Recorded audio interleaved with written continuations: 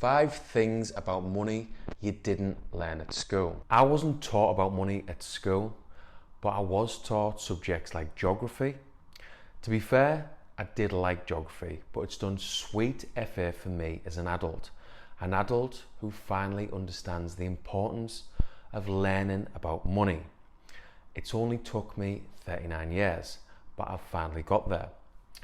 Now, if I was taught about money at school, if I was financially literate in my late teens, I'd be sat here now financially independent. Financial independence to me is freedom. It gives you more options, more choices. It enables you to do more of what you love with the people you love, like going on holidays with your friends and family, or doing the hobbies that you love, more of the hobbies that you love. Like for me personally, if I was financially independent, I'd probably spend half the morning every day in the gym, sauna, ice pool, bit of jiu-jitsu. It'd be perfect for me. Then maybe do a bit of work, spend some time with the family. That for me is perfect. That's financial independence. Anyway, in today's video, I'm going to be talking about 5 things that you probably weren't taught at school. 1. Personal finance. 2. Where to put your money. 3. The magic of compound interest. 4. Diversification. And 5. Financial independence. And there's a bonus if you stick around to the end, if you watch the full video. I'm going to be letting you know how you can get a free copy of my first book, FI Money, Learn the Hard Way, Teach the Easy Way, if you're interested in financial independence, financial freedom. So let's get on with today's video. 1. Personal finances. Personal finances are massively important. If you don't get on top of your personal finances, you're probably going to be working until your late 60s or even your early 70s. Imagine that. It'd be horrendous. Now, this is what has pushed me into learning about money. I've worked with guys who were filled with regrets, working into the 60s, saying they should have invested, they could have been retired. They've had friends who have been retired since their early 50s. And this is what I want to avoid. Like, I worked with a guy a good 10, 15 years ago. He worked his balls off. He was 64 at the time. He'd paid his house off. He'd paid his villa off. And he was going to retire to Spain with his wife. But unfortunately, he never made it to Spain. He was just about to go to Spain and his wife had a massive stroke. So his dream was destroyed. Now this is what I want myself to avoid and anyone watching this video to avoid. So get on top of your personal finances, then you can get into investing. But first of all, you've got to get on top of your personal finances, because if you don't find a way to spend less than you earn, you won't have spare money to invest. You won't be able to become an investor. And investing is the way to your financial freedom. It's the way you're going to become financially independent. That's what I'm obsessed about, becoming financially independent, because I know it's going to make such a massive difference, a positive difference to my life and my family's life when I get there. So, how do you get on top of your personal finances? It's not easy. It's something I've struggled with for 20 years. What you've got to do, you've got to make hard decisions. You've got to get on top of your budgeting. You've got to cut things that you really don't need, like takeaways. I say this all the time, takeaways, coffees, subscriptions you don't really need. You might have 2 gym memberships, an old gym membership. You might have 2 cars. Try and use 1 car. Again, it's not easy, it's difficult, but if you can get to a point where you get on top of your personal finances and you have money left over at the end of the month, then you can invest. And it's so important to become an investor. So get on top of your personal finances. 2, where to invest that spare money.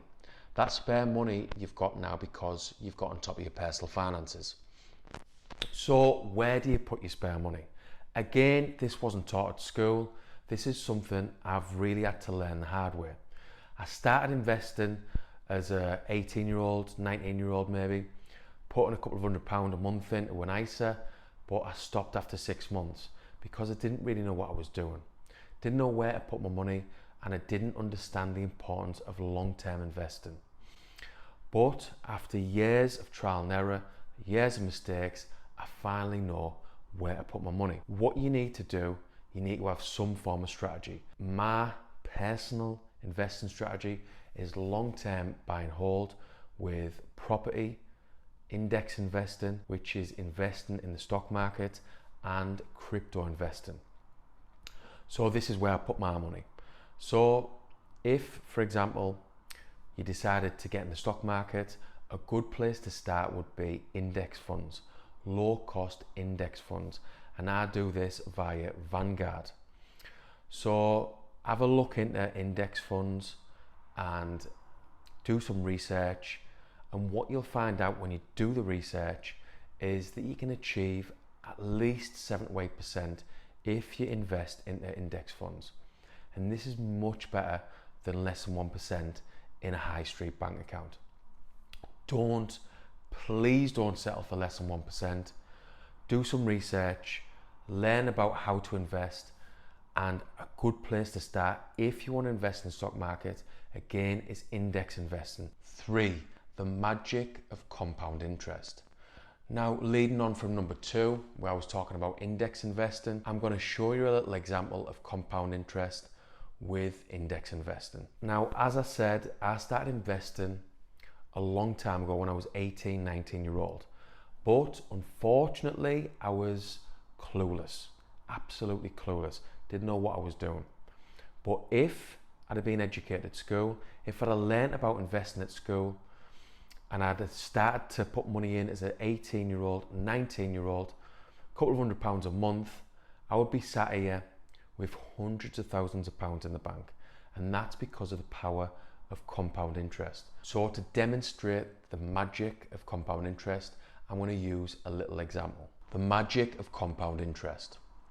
So if I'd have started investing at 19, and if I'd have invested for 20 years, I would have maybe put £500 per calendar month into a low cost index fund, and I'd have done this every month by dollar cost averaging into that fund.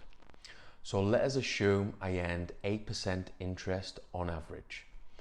If I'd have done this with them conditions I talked about, so I'd have been investing for 20 years, I'd have invested £500 per calendar month every month into a low cost index fund. And assuming I earned 8% interest, I would have ended up with a figure of £294,510.21. And when you look further into it, the total interest earned would have been £174,510.21. This really shows the magic of compound interest. So if you're watching this video and you're in your late teens, really consider investing and really get to a point where you understand compound interest, because by the time you're my age, by the time you're 39, you'll have life-changing sums of money. Number 4, diversification. Basically, when you invest in different asset classes. So as I said, my strategy is long-term buy and hold with property, index investing, and crypto. So this is me being diversified. So you can even be diversified within a certain asset class. So property, for example, I really focus on single let property investing, but I could invest in property in different ways, like HMOs, serviced accommodation, single lets. There's loads of ways to invest in property. There's loads of ways to invest in index funds. And again, there's loads of different ways to invest in crypto. So I've got 3 main ways of investing. In property, I invest in single let, so I'm not really diversified in property. In index investing, I'm diversified because the fund that I invest into, the companies that are within that fund are all over the world, so that means it's diversified. So crypto, I'm diversified. I've got a bit of Bitcoin, a bit of ETHEREUM, some other altcoins, some other layer 1 altcoins, some layer 2 altcoins. So again, I'm diversified. So basically diversified is spreading the risk, spreading out your investments. So if I only invested in property, for example, I only invested in single lets. If the property market crashed, then I'd have all my eggs in one basket. Where this way, I've got some property, some index funds, some crypto. So if the property market crashes, the index market might not, it might be okay. So that's the way to think about diversification. Have a look into it, do some research yourself, and this is something, again, that you probably weren't taught at school. I certainly wasn't. Number 5, financial independence. So I've touched on what financial independence is for me. It's so important. For me, it's about a way of life, spending more time with the people I love, doing more things with the people I love, traveling the world, going to different places. Me and my wife, me and Mrs. Duffy, have got a dream where we want to go to Spain, travel Spain for 6 weeks during this kids' 6 weeks holidays, and hopefully over the next few years, I'll get to a point where I'm financially independent and I'm able to do this. This is just one example, but it gives you more choice. It means you're not going to be waking up miserable on a Monday morning because you're going to a job that you just don't like. You're going to be as happy on a Monday morning as you are on a Friday afternoon. What is financial independence to you?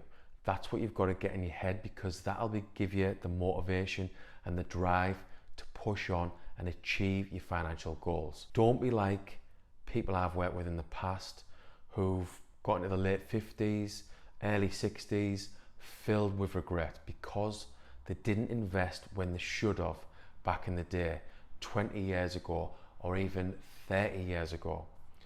Get to a point where you understand money. You get on top of your personal finances so you can invest. Investing is so important because without investing, you don't get to the point where you're financially independent. You're probably, like I touched on at the start of the video, you're probably going to be working into your late 50s, into your 60s, if not even your 70s, if you don't get on top of your personal finances. So that's financial independence. It's something I'm obsessed with. Now, to get to financial independence, me and you have got to do certain things, like I've been talking about in this video. You've got to get on top of your personal finances. So important. Get on top of your personal finances so you've got money to invest. Spend less than you earn and invest the rest. I've heard it time and time again, and it's so true. Build a cash buffer. Now, when you build a cash buffer, it removes the emotions, because as I've learned to my detriment in the past, if you're emotional around money, if you're emotional around your investing, it leads to poor results. So get a cash buffer. It removes your amygdala, which is the emotional part of your brain. So you've got your cash buffer, then it's moving on to financial literacy. Do some research, learn about investing, learn about what type of investing is going to suit you.